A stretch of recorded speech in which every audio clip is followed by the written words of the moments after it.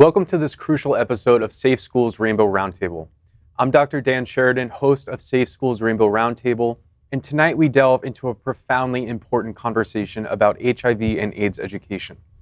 This isn't just a health issue, it's a matter of social justice, equity, and community well-being.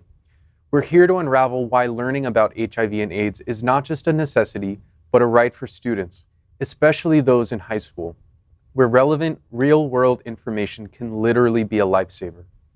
We'll explore effective educational strategies that go beyond outdated, ineffective policies and challenge heteronormative narratives. We have an impressive lineup of panelists who will share their expertise and insights throughout our discussion. Our Rainbow Roundtable will look at a historical overview of HIV and AIDS. We will discuss real-life experiences, examine tools and resources available for our students, and then look at our future. In our historical overview, it's essential to know how we got here. Our historical overview will trace the roots and evolution of HIV and AIDS from its emergence to current day. We'll look at events, decisions, and figures that have shaped the public health response and education regarding this epidemic. In our real-life experiences, we move to the heart of our discussion. We'll hear fictional yet realistic scenarios depicting a high school student's journey following potential exposure to HIV. These stories are paramount in showcasing the critical steps to take post-exposure and emphasize the vital role that education plays in such pivotal moments of young lives. In our Tools and Resources segment, we preach knowledge is power. We'll spotlight what's available right here in South Florida for HIV testing, as well as online resources that bolster or supplement school programs. We'll also discuss the significance of medication for pre-exposure and the impact of maintaining an undetectable viral load. In our future outlook, we'll discuss the collective action needed to achieve the ambitious goal of 0 new HIV infections. We'll explore new technologies, medications, and community strategies that could revolutionize our approach to HIV prevention and education. We thank you for joining us on this journey today. Before we dive deeper into our discussions, I'd like to introduce our esteemed panelists and share a bit about their connection to today's theme. Let's welcome Harold Marrero. Harold is the COO of Safe Schools and executive producer of Safe Schools Rainbow Roundtable on Happening Out Television Network. Welcome, Harold. Thank you for having me. Glad to be here. Let's welcome Tiffany Williams, the director of outreach for Safe Schools. Tiffany is also a pop culture guru and host of the streaming podcast, Tiffany Explains It All. Welcome, Tiffany. Hi, I'm so happy to be here and have this discussion. I think it's really important to talk about the subject matter that we have ahead. Absolutely. And let's welcome David Torres. He is a student at Miami Coral Park Senior High School. Welcome, David. Thank you for having me. Thank you, Danny. And let's welcome Star Aditya, representing one of the world's most important advocacy organizations in HIV and AIDS prevention and treatment, the AIDS Healthcare Foundation. Welcome, Star. Yeah, happy to be here. Thank you. You're welcome. And finally, we'll welcome Christian McDonald, a PhD candidate at the University of Miami. Welcome, Christian. Hey guys, welcome. Excited to be here.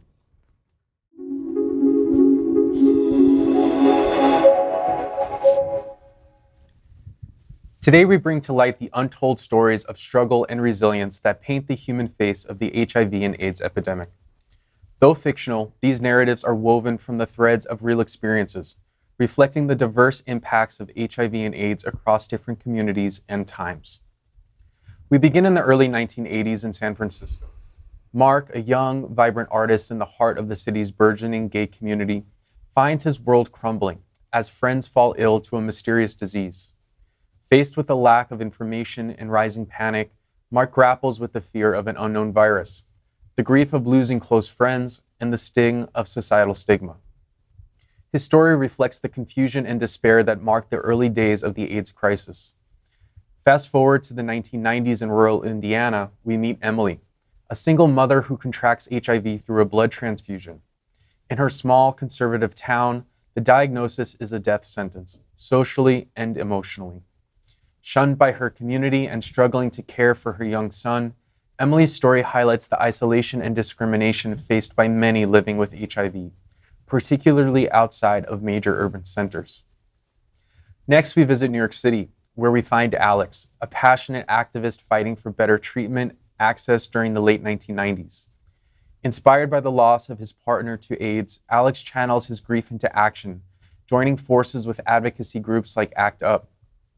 His journey underscores the critical role of activism in shaping public policy and healthcare responses to HIV and AIDS. Our final story brings us to the 2000s in Johannesburg, South Africa. Thabo, a teenager boy with HIV, navigates the challenges of adolescence compounded by his status. Despite advances in treatment, Thabo encounters both the physical struggles of managing a chronic condition and the persistent stigma surrounding HIV and AIDS, illustrating that even in the era of antiretroviral therapy, discrimination and misinformation persist. Each of these stories, while fictional, represents a tapestry of real experiences and challenges faced by individuals affected by HIV and AIDS over the decades. They remind us of the courage, pain, and resilience that define the human aspect of this epidemic. As we reflect on these narratives, I pose this question to our panelists. How do these diverse experiences inform our understanding of the ongoing fight against HIV and AIDS? And what steps can we take to address these unique challenges different communities face? Yeah, I think one of the first things that you mentioned was access. And so I think, we'll talk later a bit about pre-exposure prophylaxis, right? But when we look at that kind of like as a case study of we have this incredible drug, right, which is extremely efficient at preventing viral replication in individuals. And it's just one pill a day, right? And then, we also have now an injection that people can take monthly. And there are advances in that kind of prophylaxis. But, given that we have this drug available, there's still a major problem that individuals, especially here in South Florida, are not using PrEP. And so a lot of it has to do, there are a number of different factors that deal with that, right? Both socioeconomic, as well as like biological features as well. But, Miami being one of the largest, we're kind of like the ground zero for new HIV infections in the United States. It's, very sad that we don't have individuals like, close to like 90% using pre-exposure prophylaxis. And so I think, there are a lot of questions as to, what is a specific population within Miami? And so we have a lot of groups that are more disproportionately affected. So Black or African Americans, right, Hispanic, Latino individuals. And so how are we, one, educating? How are we also providing resources for them to be able to test? And testing is a really important aspect. A lot of individuals don't know that they have HIV, and that's been something that's pushed kind of nationally. And then we'll talk about that as well. But not only knowing your status, but also having access to these resources and adherence to it, which we can talk about later on as well too. Yeah. I think it's so important to teach, the history of HIV. I was I think 3 or 4 years ago, there was an NPR article that spoke about the overall history of HIV and how they were able to trace it all the way back to the early 1900s. That it jumped from a chimp to human transmission through hunting, because in parts of Africa, especially in southeastern Cameroon, they eat monkey meat, and it jumped from a chimp to a human, and then because of our cities and we began to become more interconnected in the world, that's how the spreads really started first during that time. And when I heard that, when I listened to the article, I was like, wow, that really takes away the spookiness of the virus. Like it started from this flight attendant or whatever stories we might have heard. It's like now there is we can trace it to genetics. We can trace it that it was transmission from one species to the next, much like how people think the COVID started, which is from a bat or a wild animal to a human. That makes it less scary. It makes it less of something that God didn't do this. It's not a punishment. It's more like this is just the way it is. This is how science works. This is a natural occurrence in the world, and that to me is doing more of that, teaching people more of the origins, teaching people more of how things happen, takes away any of the stigma that we might still have around it. The science behind it really does calm people down because, like for example, how you were saying earlier, that's pretty sure it was you, that the AIDS and HIV was more of a thing that happened to people, and I think it might have been you. I don't know. It doesn't matter. Regardless, HIV was something that happened to this community, and just it's more of like that's their problem. But tracing it back to its own origin allows us for like us to be like, well, that could have happened to anybody. That this was preventable, but it just so happened to these people. And the science really does assist in like comforting that it's natural and it's human, and it's like biology like supports it. So it's Right.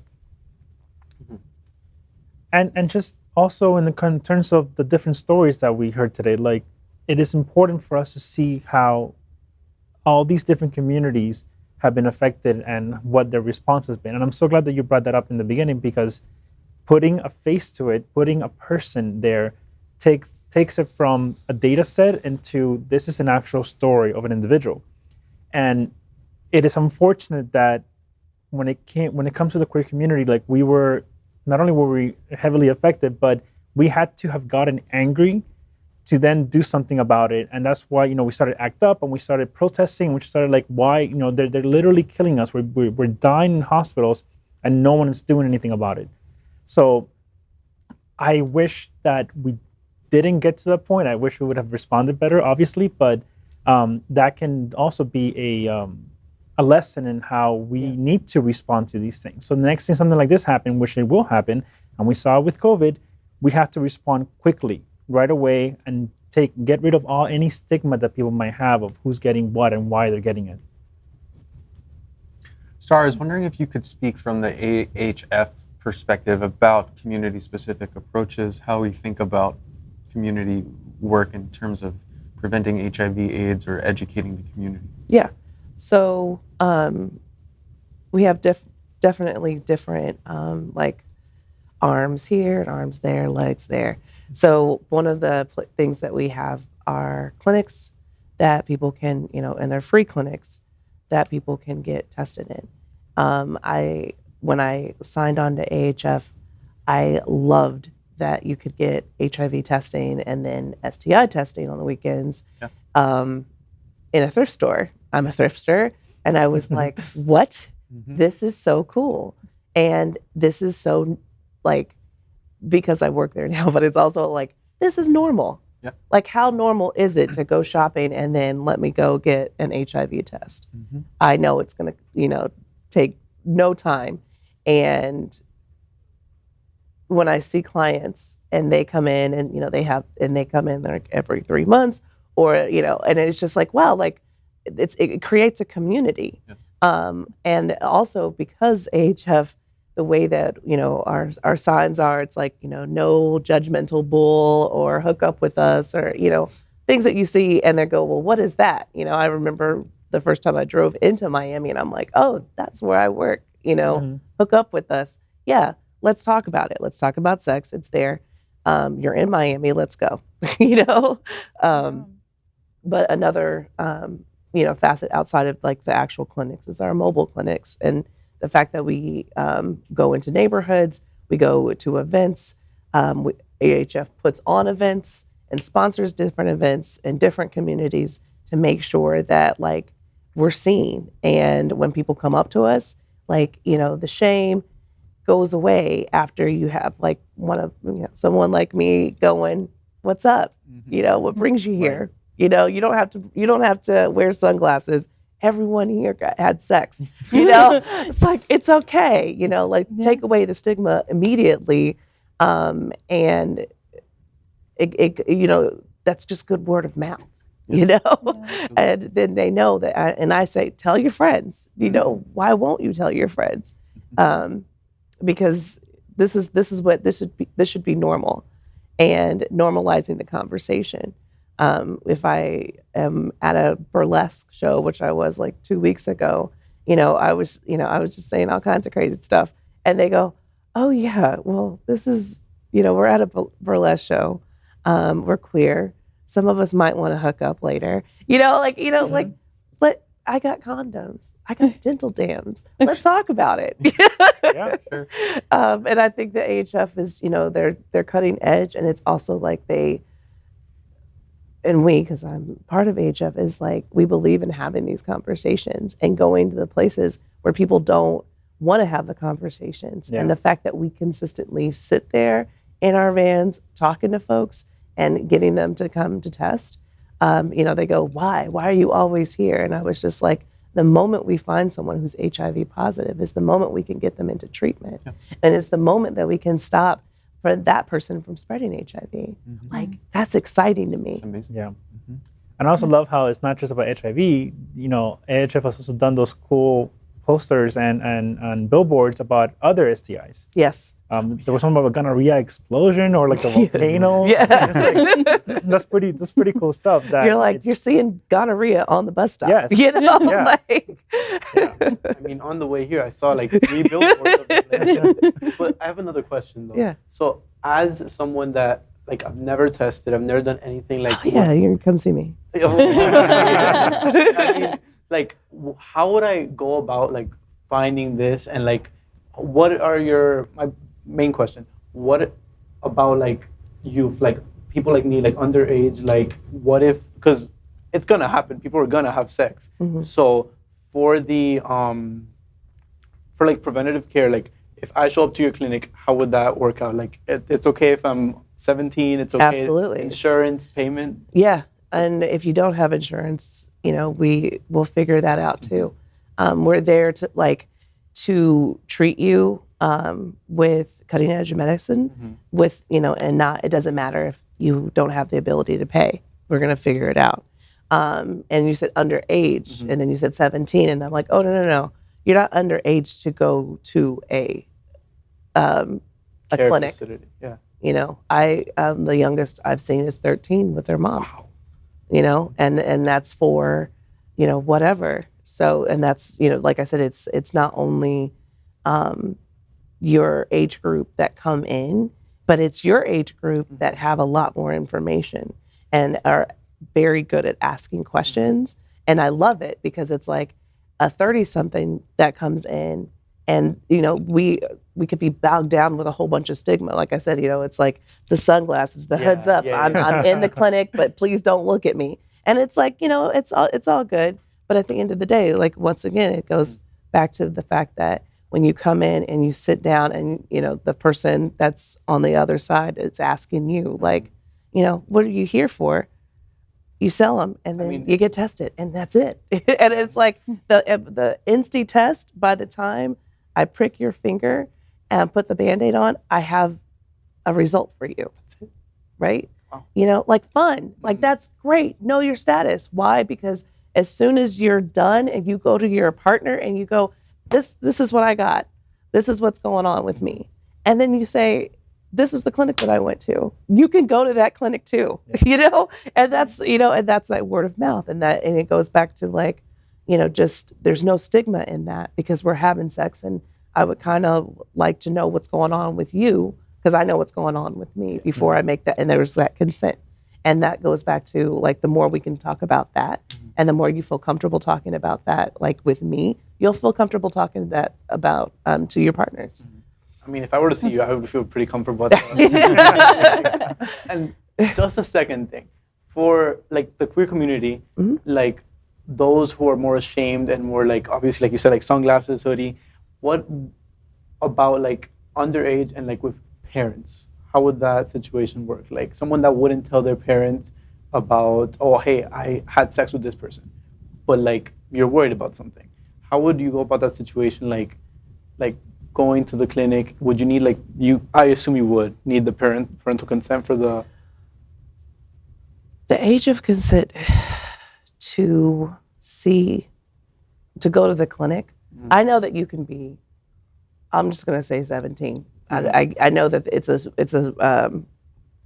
it's younger, but I'm just going to say if you're 17, you can go to the clinic without a parent. Get tested and get treated if you need to get treated.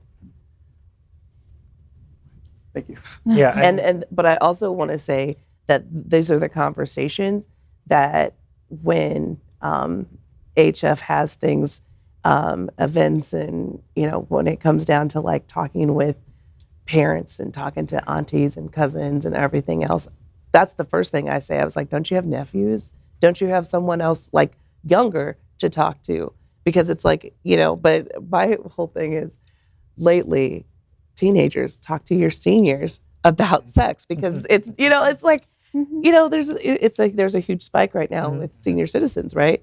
And HIV, and it's like at the end of the day, it shows us where we are in sexuality and talking and being okay with talking about sex. Yeah. It's not okay when you're 17, 13, 45, 67, 80, you know? So it's like, yeah, I think as a society, we just need to do a better job. Right. So It's funny you mentioned that because, like, you know, in the 80s, right, having infection with HIV, right, and eventual progression to AIDS, right, was, you know, essentially a death sentence, 1 to 2 years, right? You can see people, you know, quickly deteriorating. But, you know, now the problem that we have is that we have an aging HIV, you know, population. And so there are a number of, like, questions and concerns that we have now for, like, you know, complications that arise, you know, even living with a chronic condition like HIV. And so this brings about, like, you know, a lot of questions as to, like, you know, how are these people, you know, being enrolled in studies, and how are these people, like, feeling comfortable, like, going to the physician, talking about some of these problems, and again, having access, you know, to equitable healthcare. And so, you know, it's an important problem that we're having now that we have to be able to address in order to, you know, eventually, like, be able to, you know, reduce the amount of new HIV infections and prevent people that have, you know, that are living with HIV to live, you know, a more healthy lifestyle.